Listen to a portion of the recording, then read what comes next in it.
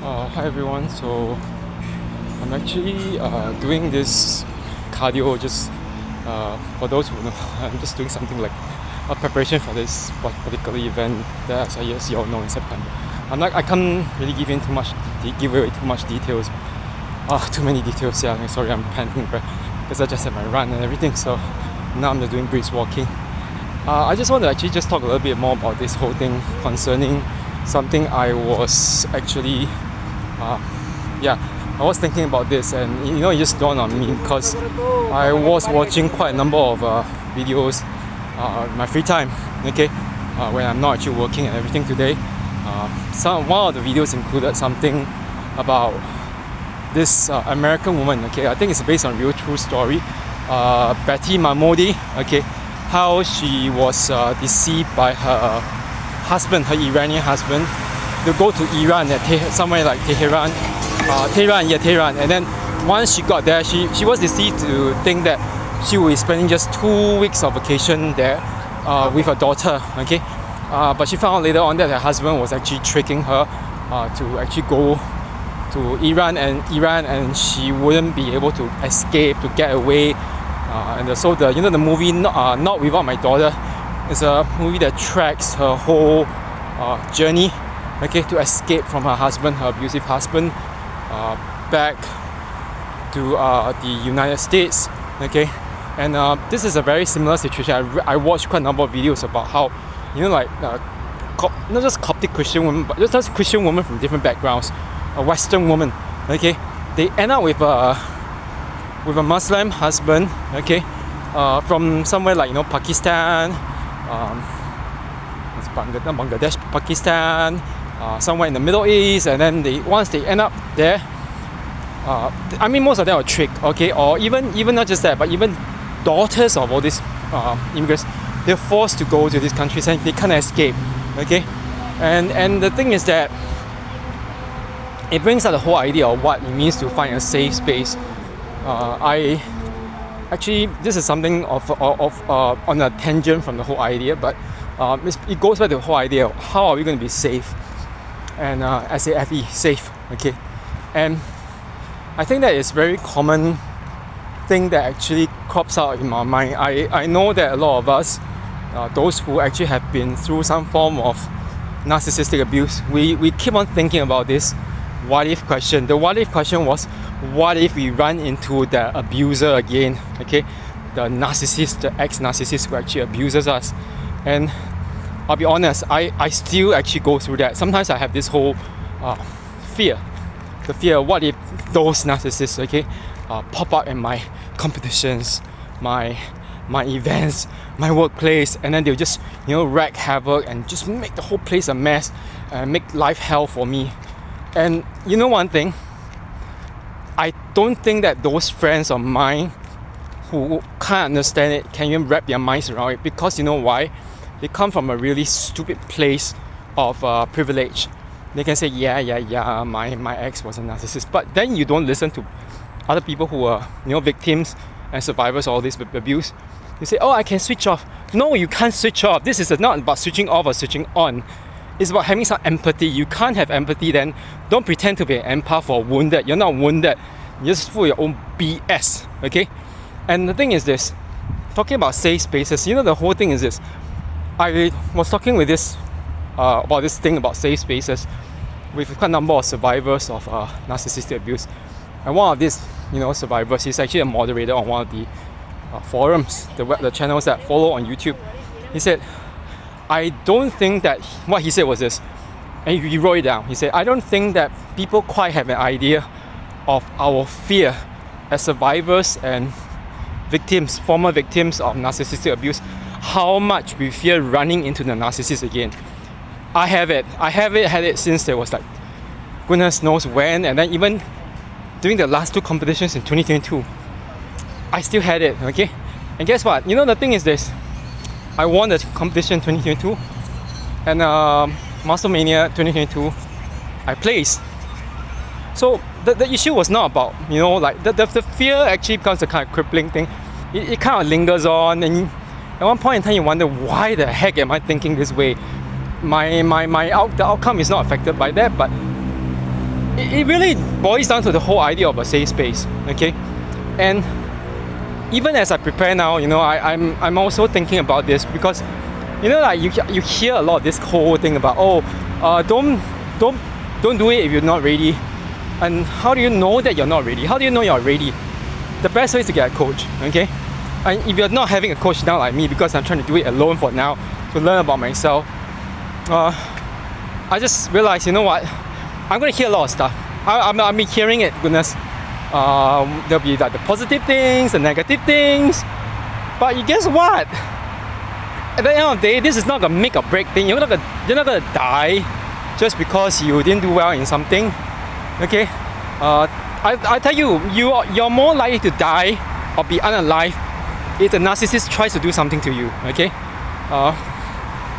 Then if you fail at something, and letting your fear come into that whole process of trying to do well at something, it really, really cripples you. Okay, I think that it prevents us from finding the safe space inside our hearts.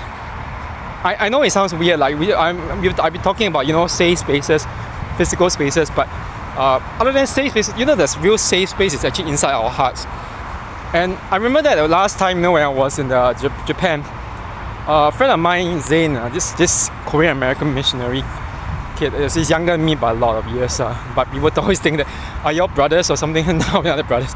We don't really look alike actually, because he's a very good person. He basically what he said once, I don't fully agree with it, but he said once that something about a safe space. He said the safe space, you can never find a perfect place, someone in this earth. Sometimes he said the best thing is to find that thing in yourself, via God. So, but I know that for those who are not religious, who are not Christians, where can you find it? That's the main point. There's no such place if you have been living through it a large part of your life, and then you've been abused by your family, your friends, and after that your partner or your date or your spouse, regardless of your whether you're male or female. But the whole thing is that you've been living that pattern, and then after that, how can you actually lead that so-called safe space within when you're not ever seen it or witnessed it before, okay, since you were young? There's a lot of this learned helplessness, yeah, learned helplessness. So I think the real thing now, especially now as I come closer, I'm almost about 6 weeks away, and I'm like, oh damn, this is dawning on me, and I realized, you know what, I can't be as regular in my social media, and I just started work again in university, doing my stuff.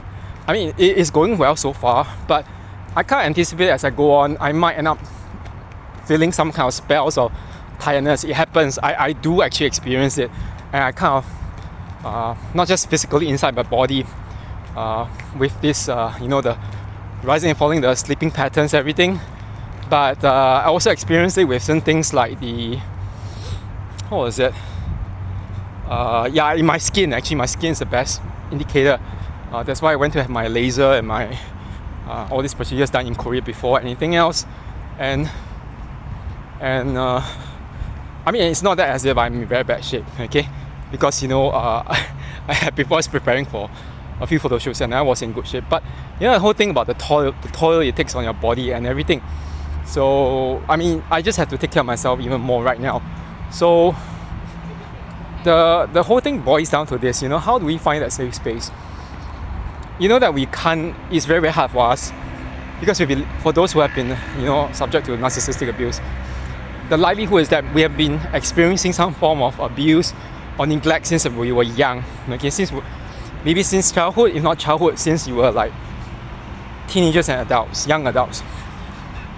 I myself, I'm very aware of it, because I see at home all the time. I don't want to say that who, my one parent of mine is always doing a bit of this kind of passive aggressive thing, and then when he does that kind of thing, it's very obvious. It's not targeted towards me, it's targeted towards my mom. And I get this sense, why is he so mean and so nasty and everything? I can't stay at home with him around and everything.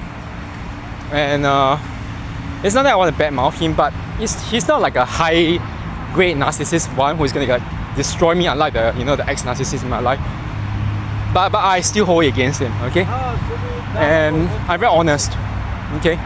So, and I remember talking to my therapist about this, and she said, it's very normal. Sometimes we end up having our own maybe hatred or unforgiveness towards one particular parent or more, and yeah, because we do experience some kind of neglect and thing, and so that's why we don't have a safe space in our hearts when we after we left that other narcissistic relationship, whether it's a romantic relationship or friendship or and but there's one thing that she said in the middle of the therapy and everything when we're doing this EMDR. She just told me, because the thing is I experienced threatening by the former narcissist, and that kind of like really weighed in on me, especially whenever I prepare for my competitions and my things in life. There's a whole thing about the fear. The fear is the one thing. Then the whole thing just made me realize I just did some I did some rumination. Rumination is not always very bad, but when I started thinking about it, I realized, why are we letting fear of what narcissists would do to us stop us from living the life we want to live? Okay? No one knows. Okay, everyone can say, oh, you're not ready, you're ready, whatever, you shouldn't do it, you're not good enough, or whatever, fuck. Okay, this is not their life. It's your life, okay? You have to do what actually you should be doing, what you want to do, okay? And don't let the fear of whatever they'll do to you stop you from doing what you want to do, be the best of yourself. And even one friend whom I knew from 2018, 2019, I knew him online first actually, but I think he's quite a good person. He said, you know what? He said, I keep my life very simple right now. He just said, you know what you have experienced with all these triggers and all the memories, and even just not just flashbacks, but even seeing the narcissists online and then realizing, oh, they are supposedly thriving, open and close without comments in life, they are doing so well, whatever, via third-party websites or whatever. He said, you know what? These people aren't important. They are not important, okay? He said that, and he said, you be the best version of yourself. To be the best person, the best version of yourself, you do what you want to do, what you need to do, okay? Regardless of what people say you can't do, okay? Just ignore them, okay? Who cares about them? They don't even care about you, okay? So, yeah, so don't let the fear of what the narcissist will do to you stop you from living a life. I mean, we deserve better. We all deserve better, okay? And just like what my friend Zain said, I was going to repeat it again. I mean, it sounds very cheesy. The safe space is always within your heart, but you can find it. I think we can find it. Like the whole idea. Where is a safe space? It's not maybe not even safe space, but it's a hope. That lady Betty Mamodi, when she escaped, she was. There were certain situations in the movie where she was being abused by the husband. He beat her up. He really beat her up in school when she was late to fetch her daughter. And she ran from him, but he beat her up in front of everyone. What a horrible husband, and now he's dead. Probably burning in hell, whatever. I don't know, but he has to face God. But guess what?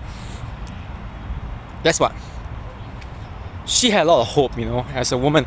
She didn't believe in Islam, okay? She didn't believe in her husband's religion. She didn't want to pray when everyone was praying, because she didn't even believe in it. Why should she pray? She's a Christian. And the thing is that I really admire the fact that they said that, and then obviously there'll be leftists and liberals who say, oh, it's propaganda, blah blah blah. No, she just spoke forth. She and her daughter, what's her daughter's name? Mahot or something. Yeah, they came out to speak about this whole thing, and to find space to forgive their abuser, the father and the family in Iran, and the father's side of the family anyway. So, but one thing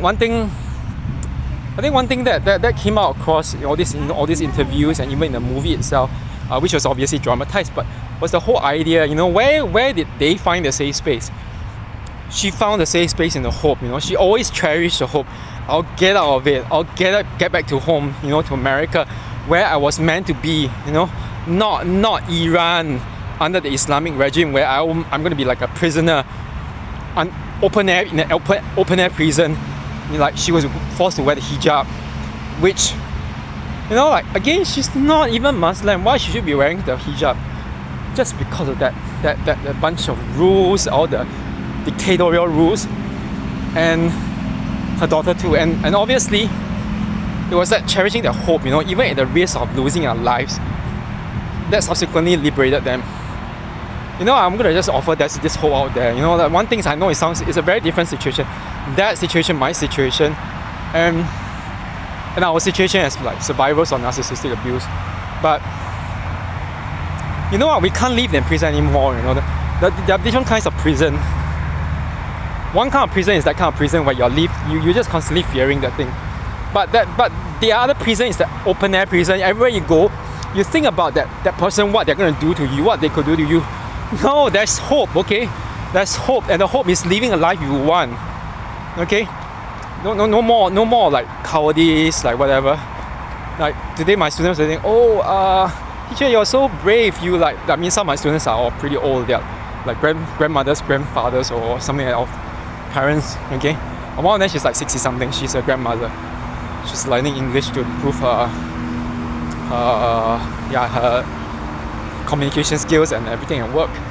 So she said, you're so brave. You went to Greece, Georgia, I mean all these different countries, even Korea, by yourself. It's like you don't have, even if you have friends, you don't always like meet them. But I said, you know what? This is part of life. You have to have the courage to do things by ourselves, and you know, like not daring to go to a place, whatever, because of someone's hating it. How ridiculous was it? Okay, the ex-narcissist hated Korea so much. I didn't dare to mention anything for fear of like igniting, like triggering some narcissistic rage. But what the F? Okay, what the F? These people are not worth it at all. Okay, so anyway, just cherish yourself, live the life you want. Find that safe space in your heart. Don't go and you're going to go and find the safe space of validation from someone else, because they don't care for you. So how can they give it to you?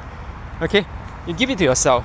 Okay, so anyway, I'm off. I'm going to actually go to finish the last weeks of this walking. I'm doing brisk walking, as you can tell. I'm just going to camera. It's a bit shaky, everything. You can just listen instead. You don't want to hear anything. See anything. Sorry. There's nothing to really see at the background or whatever. Okay, so have a good one, everyone. Bye bye.